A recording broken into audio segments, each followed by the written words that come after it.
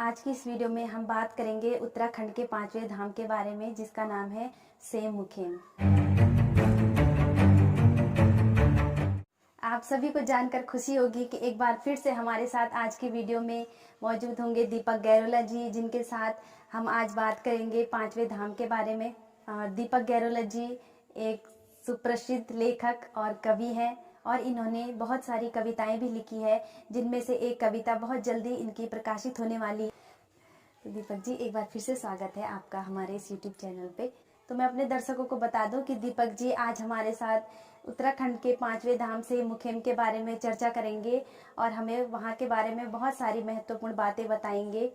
तो मैं बहुत बहुत धन्यवाद करना चाहूँगा आपका और आपके दर्शकों के, आपने इतना प्यार दिया। आप जो हमारी वीडियो थी उत्तराखंड की लोक संस्कृति और परंपरा के बारे में, उसमें लोगों ने बहुत अधिक वीडियो को सराहा, बहुत अधिक प्यार दिया। आशा करते हैं कि इस वीडियो में भी लोगों को कुछ रोचक जानकारी प्राप्त।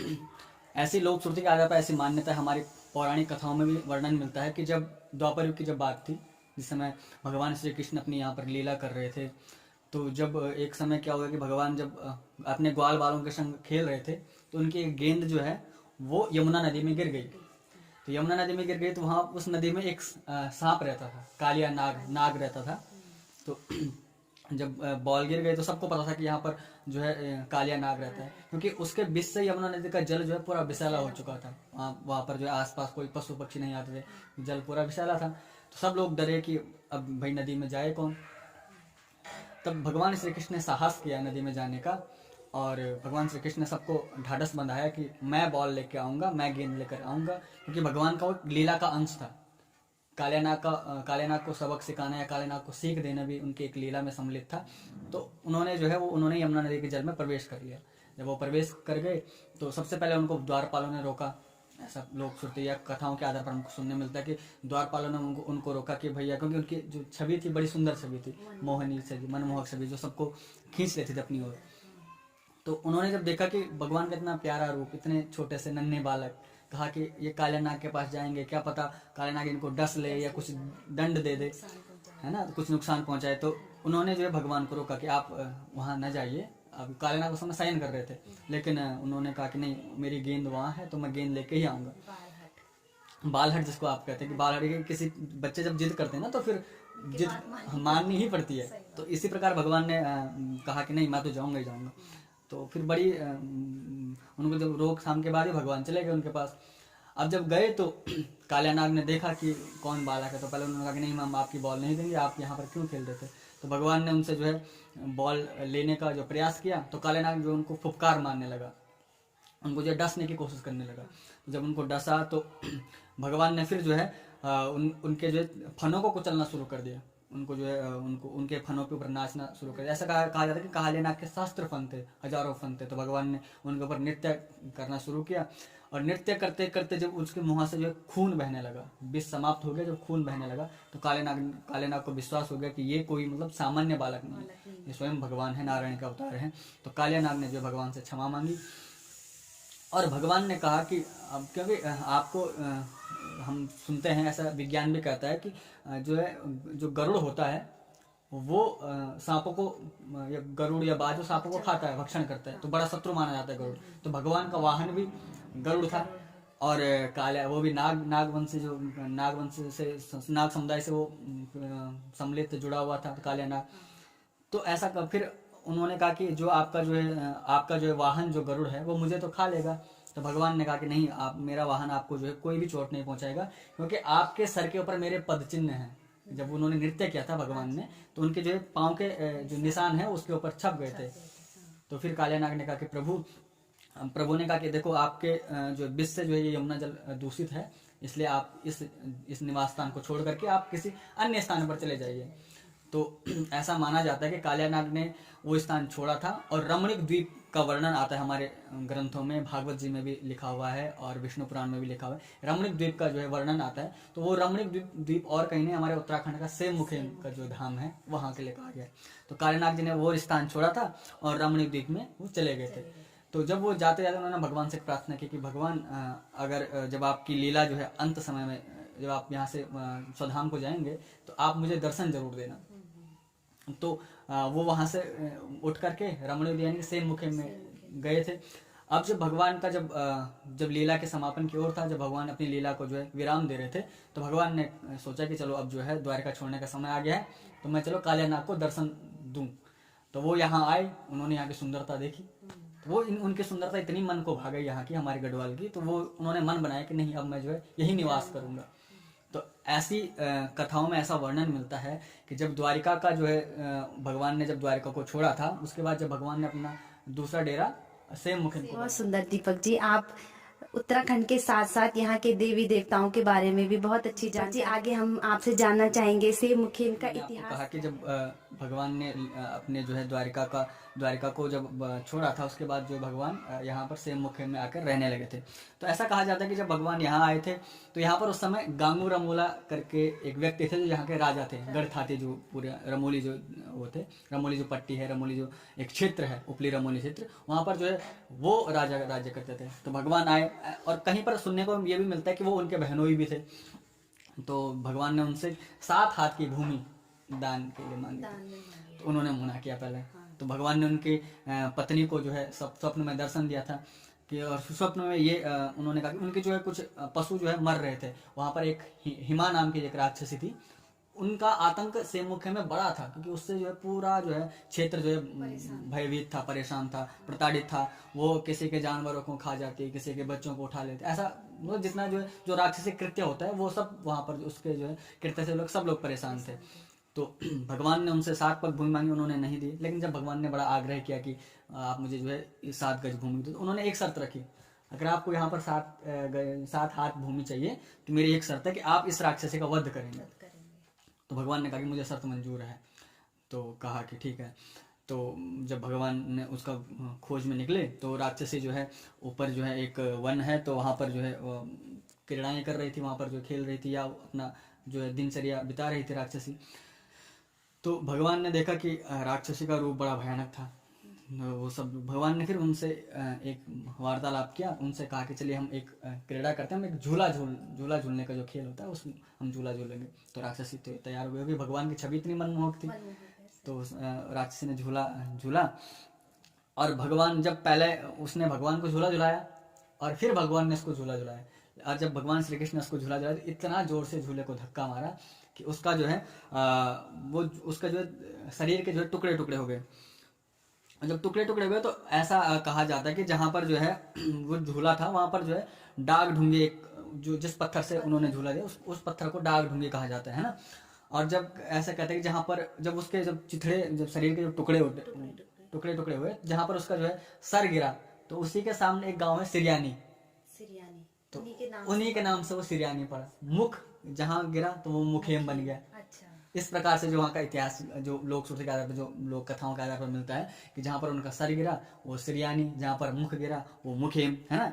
और जहाँ पर उसका पेट गिरा वो तलबला सेम, जहाँ पर पूरा एकदम मैदान सा दिखता है। हम जब आप लोग जब दर्शन के लिए जाते हैं तो वहाँ पर एक बड़ा सुंदर मैदान दिखता है, तो वहाँ पर जो है तलबला सेम के नाम से वहाँ पर जो है जाना जाता है। लोक श्रुति के आधार पर लोग अब वहाँ पर जो इतने सारे पत्थर हैं, तो कहते हैं कि एक नागवंशी राजा भी आए थे, तो और जो गांगुरा मोले जो है भेड़ बकरियाँ थी, तो भगवान ने श्राप दिया था कि जाओ तुम्हारी भेड़ बकरियाँ जो है दूध देना बंद कर देगी, पत्थर के बजाएंगे। तो वो इतने सारे वहाँ पे पत्थर हैं, वहाँ पर देखने को मिलता है। और जब चढ़ाई चढ़ते हैं वहाँ से, तो ऐसी भी कहानियाँ आती कि भगवान जब उतरे थे तो एक पत्थर पर उतरे थे, तो उस समय जिस घोड़े पे वो उतरे थे, तो वहां पर आज भी जो है उनके खुर के निशान हैं।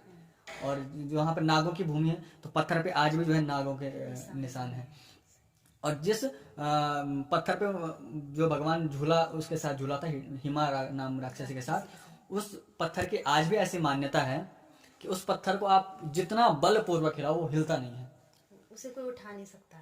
हिलाने की जैसे मतलब कोशिश करे ना, तो वो हिलता नहीं है। लेकिन ये जो उंगली है हमारी, जो कनिष्ठिका जिसको हम कहते हैं, छोटी उंगली, अगर हम इससे सच्चे मन से अगर उसको हिलाते हैं, तो वो मतलब ऐसा कंपन जैसा महसूस होता है। उस पत्थर की ये खासियत है, आज भी उस पत्थर में इतनी शक्ति है, या उस पत्थर की ये मान्यता है। और सौभाग्य से हम लोग भी दर्शन करने को हुआ था, तो ऐसा कंपन महसूस होता है उस पत्थर में, ये सत्य घटना है। तो सेमुखम इस प्रकार से जो है अब, और जैसे हमारे पुराणों में या शास्त्रों में जब हम लोग पुरोहित जी को अपनी जो है जन्म पत्र दिखाते हैं, तो वहाँ पर जो है काल सर्प योग जो है एक होता है हमारे ज्योतिष शास्त्र में, तो उसका भी जो है उपाय है कि अगर आप जो है वहाँ जाकर जो है नाग नागिन को चढ़ाएं तो आपका वो दोष शांत हो जाता है। इतनी, क्योंकि इतनी प्रसिद्ध भूमि है, इतनी मान्यता प्राप्त भूमि है, इतनी सिद्ध भूमि है सेम-मुखिम पे। और आज जो भी आज वहाँ पर जो है मेला लगता है, हर 3 साल बाद मेला लगता है मंगसीर के महीने, जो आप अंग्रेजी में यानी कि नवंबर का माह देते हैं। तो 11 गते मंगसीर एक तिथि निर्धारित है, तो हर 11 गते मंगसीर में हर 3 साल बाद वहाँ पे भगवान का मेला लगता है। दूर दूर से बड़े श्रद्धालु लोग आते हैं वहाँ पे मेला देखने। भगवान के देव डोली नृत्य करती है, निशान जो है नाचते हैं ढोल दमाओं के साथ, सब लोग अपनी मनोकामना को लेके आते हैं। तो इस प्रकार से सेम-मुखिम जो है अपने आप में एक सिद्ध पीठ बन गया। और उत्तराखंड सरकार का भी जो है उत्तराखंड सरकार के सामने प्रस्ताव रखा गया कि सेम-मुखिम को 5वां धाम घोषित किया जाए। तो जैसे 4 धाम हम सभी को पता है कि गंगोत्री, यमुनोत्री, बद्रीनाथ और केदारनाथ जी, और 5वां धाम सेम-मुखिम को माना जाता है आज के इस समय में। हाँ जी, सेम-मुखिम के बारे में एक लोक श्रुति के आधार पर एक और कथा प्रचलित है कि जब भगवान ने गांगुरामोला से भूमि मांगी थी तो गांगुरामोला ने मना कर दिया था कि मैं आपको जो भूमि नहीं दूंगा। तो भगवान नाराज होकर के पौड़ी, हमारे जो गढ़वाल मंडल का एक दूसरा भाग है पौड़ी गढ़वाल, वहाँ चले गए थे। लेकिन फिर जो है पर भगवान का मन जो है इस रमणीय क्षेत्र में लगा हुआ था। तो भगवान ने उनको स्वप्न में जो है दर्शन दिया, उनकी पत्नी को, और फिर उनसे जो है रुष्ट होकर कहा कि अगर आप जो है मुझे मतलब भूमि नहीं देंगे तो जो है आपके जो है जो गाय भैंस हैं वो जो है दूध देना बंद कर देगी। फिर गांगुरामोला का एक पुत्र भी नहीं था, तो भगवान ने फिर उनसे कहा कि भाई आपका जो है पुत्र भी हो जाएगा अगर आपने भूमि दी तो। नहीं दी तो फिर मतलब आप जो संतान, आपके जो संतान नहीं होगी, इस प्रकार से ना। तो उनकी पत्नी ने फिर अपना स्वप्न जो है गांगुरामोला को सुनाया। तो फिर ऐसा कहा जाता है कि जब भगवान ने फिर गांगुरामोला ने कहा कि ठीक है, मैं आप अगर कोई चमत्कार बताइए तो मैं आपका मंदिर बनवा दूंगी, आपको जगह दे दूंगा। तो उन्होंने, भगवान ने कहा ठीक है। फिर उनका जो घर में पुत्र प्राप्ति हो गई, और जो है उनकी जो है जो गाय भैंसें थी वो जो है दूध देने लग गई। जो पहले और गाय भैंसों को पहले बाघ बुग जो है वहाँ पर जो है, क्योंकि जंगल का क्षेत्र है तो बाघ आकर आता था तो जंगली जानवर जो है हमला करते थे तो गाय भैंसें मरती थी। तो उसके बाद जो है वो घटनाएं बंद होना शुरू हो गई, ठीक है। और लेकिन जब गांगुरामोला बड़ा प्रसन्न हुआ तो उसने जो है भगवान को अपनी मर्जी से मंदिर बनवाना चाहा उसने। तो ऐसा लोक श्रुति के आधार पर सुनने को मिला। उसने 6 जगहों पर मंदिर बनाए, लेकिन वो सारे मंदिर जो है जैसे बनाता था तो वैसे जो है ध्वस्त हो जाते, जैसे बनाता था वैसे ध्वस्त हो जाते।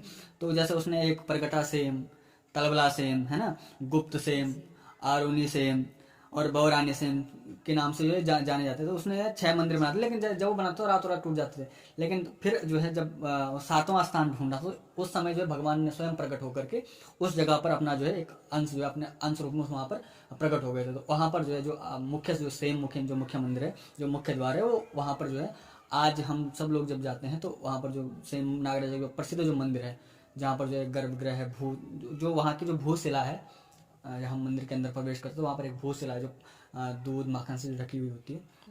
ऐसा माना जाता है कि वो शिला जो द्वापर युग से वहाँ पर स्थापित है। और फिर जब हम लोग जाते हैं तो लोक श्रुति के आधार पर वहाँ पर जो है गांगुरामोला के परिवार की भी मूर्तियाँ हैं। तो भगवान श्री कृष्ण के साथ, भगवान नागराजा के साथ उनकी भी पूजा का प्रावधान है। जब हम जाते हैं तो पूजा तभी सफल मानी जाती है जब साथ में जो है गांगुरामोला की भी पूजा संपन्न की जाए। तो ये वहाँ का विधान है। जब पूजा आप कभी जाते हैं या कोई भी श्रद्धालु वहाँ जाना चाहता है तो नागराजा के पूजन के पश्चात गांगुरामोला का पूजन भी किया जाता है, क्योंकि उनके साथ साथ ही भगवान की पूजा सफल का तभी माना। जैसे हम लोग वैष्णो देवी जाते हैं ना, तो वैष्णो की यात्रा तभी सफल मानी जाती है आप भैरव घाटी की यात्रा, है ना। तो इसी प्रकार यहाँ भी वही है कि जब आप गांगुरामोला की पूजा के साथ भगवान की पूजा करें तभी यहाँ के जो है दर्शन और पूजा सफल माना जाता है। और ऐसा भी सुनने को मिलता है कि जो गुप्त सेम, जो 6 सेमों के वर्णन के बारे में आगे, गुप्त सेम, प्रकटा सेम, तो जब गुप्त सेम जाते हैं तो इंसान जो है अक्सर जो है रास्ता भूल जाता है, क्योंकि इतना घना जंगल है तो वास्तविकता हो जाती है कि रास्ता जो भूल जाता है। वहाँ पर सुनने को मिलता है कि वहाँ पर जब आप जाते हैं तो कभी अगर कोई इंसान वहाँ पर जब रात को रुकते तो वहाँ पर आज भी जो है भगवान रास करते हैं। तो वहाँ पर आज भी जो है ढोल दमों ये सुनने को मिलता है, भगवान जो है। और फिर जब आप गुप्त सेम जाते हो तो रास्ते में आपको जो है केदार पाती, जिनको हम नैर, थुनेर, इनके सुगंधें सुनने को मिलती है, क्योंकि जब जाते हैं तो इतने अधिक लगे होते हैं ये पेड़, तो आपका रास्ता वैसे सुगंधमय हो जाता है। तो जड़ी बूटियाँ जो हमारी जो है अधिक प्रकार के जो है, जैसे हमारे रोग आदि को जो है मिटाती हैं, ऐसी अनेकों जड़ी बूटियाँ वहाँ मिलती है। तो आप अपने आप में एक जो है अनोखा दर्शन है वो सेम का, जो आप हम जाते हैं ना। तो जैसे फिर चढ़ाई चढ़ गई, बुरांस आपको जगह जगह दिखते हैं, और सामने आपको पर्वतराज हिमालय दिखेगा, तो सेम मुख्य मतलब वो ऐसी जगह पर बसा हुआ है कि आपको चारों तरफ जब आप मतलब चारों तरफ जाके प्रकृति का दर्शन आपको होता है। इतनी सुंदर जगह पर है, इतना रमणीय स्थल है। तो वास्तव में जैसे कहते हैं ना उत्तराखंड जो है स्वर्ग से बढ़कर है। तो इन स्थानों पर जाकर वास्तव में लगता है कि हम जो है किसी स्वर्ग में आ गए हैं, क्योंकि चारों तरफ आप जब देखेंगे तो हिमालय की डांडी कांठी, बांज बुरांस के पेड़, नैर थुनेर, उनकी खुशबू चल रही है ना, और जो है जंगली जानवर, और जो है आपका चकुला घुघुती, इनका जो चुचाट है ना, इनकी मधुर ध्वनियाँ, और फिर दूसरी सबसे बड़ी बात करके प्रकृति का संगीत सुनने को मिलता है।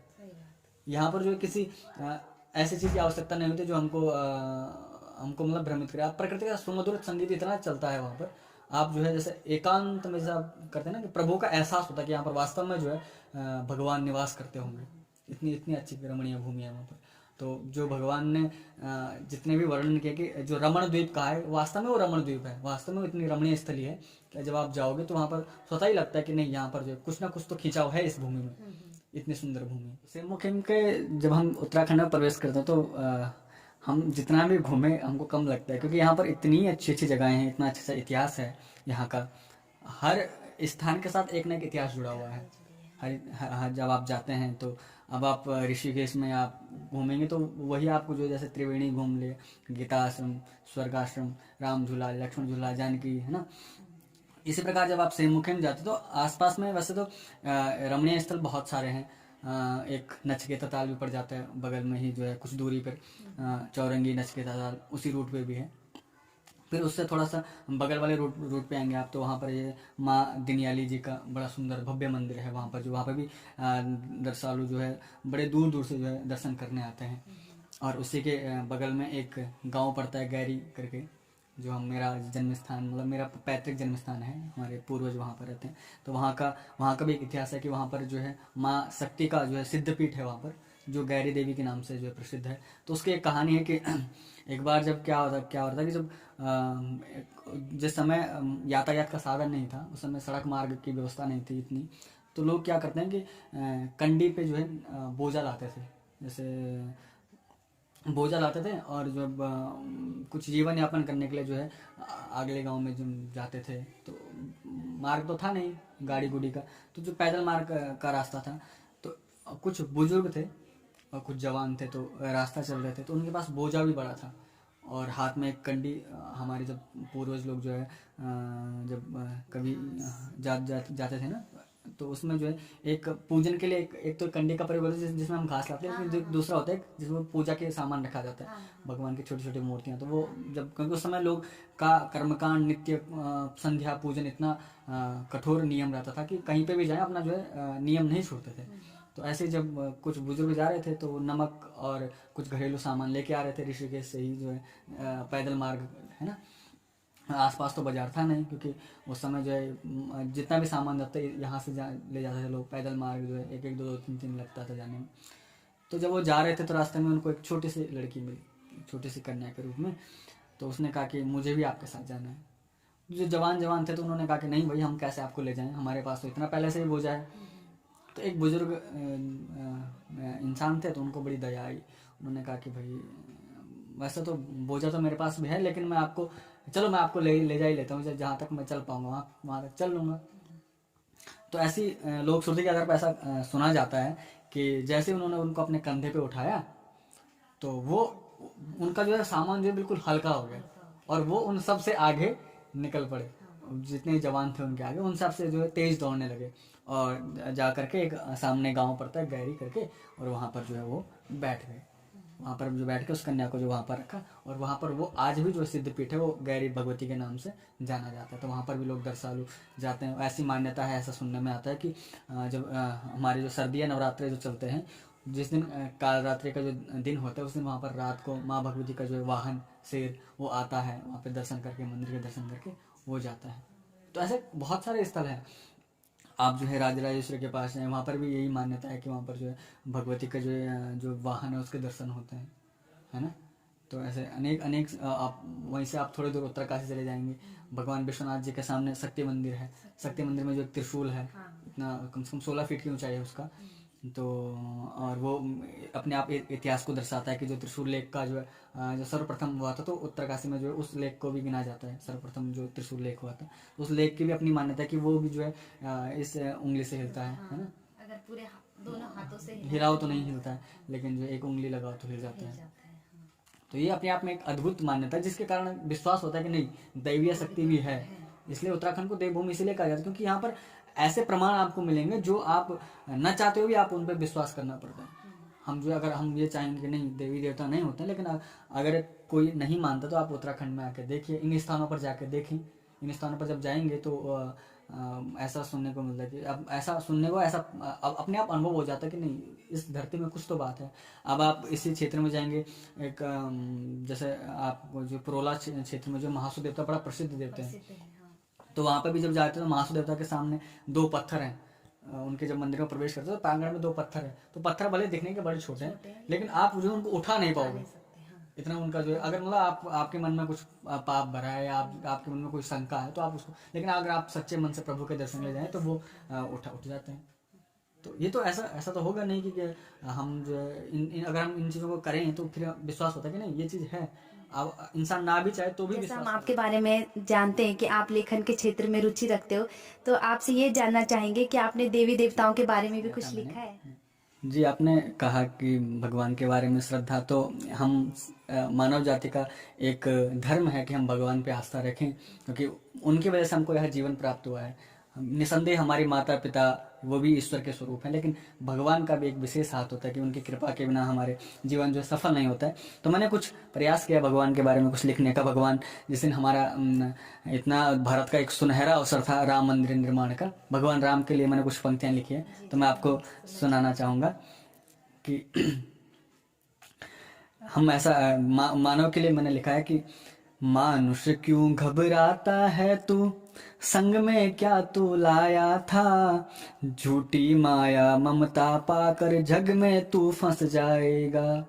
मानस क्यों घबराता है तू, संग में क्या तू लाया था, झूठी माया ममता पाकर जग में तू फंस जाएगा। ऐसा भगवान मनुष्य को समझा रहा है कि तो क्या लेके आया था इस जग में। जब हमारा जन्म होता है तो हम खाली हाथ होते हैं, हमारी जब मृत्यु होती है तो हम खाली हाथ ही जाते हैं। इसलिए हम केवल जग के बंधनों में फंस कर रह जाते हैं, ये मेरा बेटा है, ये मेरा नाती है, ये हम इतनी इस माया के चक्र में जो हम जब रंग जाते हैं तो हम भगवान को फिर भूल जाते हैं, बाहर नहीं निकल पाते हैं।